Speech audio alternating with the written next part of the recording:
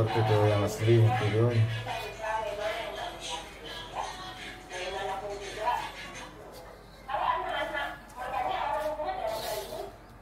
Ini proses pendinginan palm sugar. Yang hitam-hitam itu yang hangusnya ya, maklum masih amatir. Ada angus-angusnya sedikit. Bukan yang sebenarnya itu.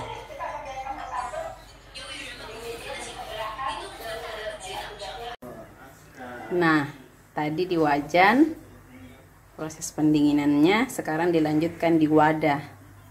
Tapi ini masih wadah pendinginan ya, belum wadah penyimpanan.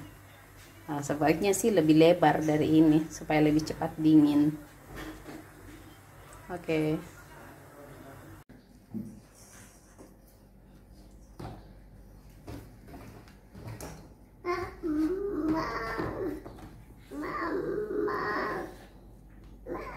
Sekarang kita masukkan ke dalam wadah penyimpanan.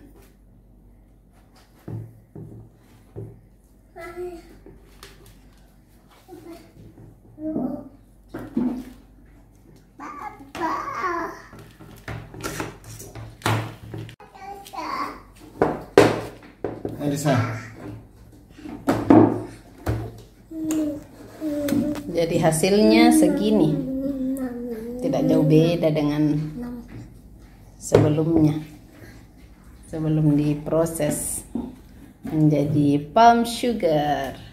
Ini dia warnanya kecoklatan, cantik.